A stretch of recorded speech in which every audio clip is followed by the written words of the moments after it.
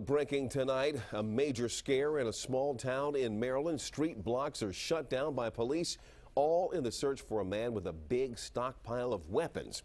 And tonight, ABC 7 News has learned that through sources that the man who remains on the loose in this case is a so-called doomsdayer. Now, this all unfolded tonight in the town of Sharpsburg. That's where our Tom Rousey is live now with the late-breaking details. Tom.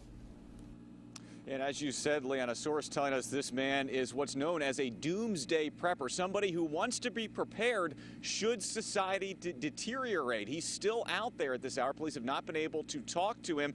Things have calmed down here. We're in a rural area of Washington County, just a few miles from the West Virginia state line. But Mills Road right there was shut down for hours today as a huge law enforcement presence came out to try to find this man and execute a warrant. Totally shocking. Residents along rural Wells Road are not used to having their streets shut down for hours by SWAT teams. This is pretty unusual for this neighborhood, for any neighborhood, I'm sure. Maryland State Police say they were serving a warrant on a man who lives on this property. They had gotten a tip that he owns guns illegally. They entered the home but did not find the individual. Police say they did seize some guns, and if they determine the man owned them, he will face charges. One neighbor tells us the man is known for not liking the government, but every neighbor we talk to who knows him says he's a very nice guy. He's a super great guy. He would do anything in the world for his neighbors.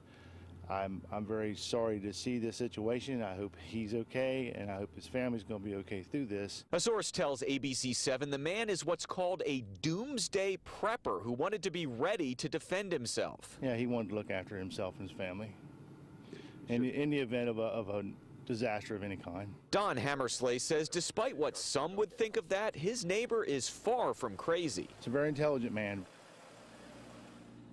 I am told that officers were actually doing a practice SWAT team exercise in the area earlier today, and that's why so many officers, including some from the FBI, were able to get out here so quickly. Again, police have not found this man tonight. At this point, he isn't necessarily facing any charges, but again, they say if they find out he was the owner of those guns, he would face them, but they still don't know where he is. Live tonight outside of Sharpsburg, Maryland, I'm Tom Rousey, ABC 7 News. Thank you.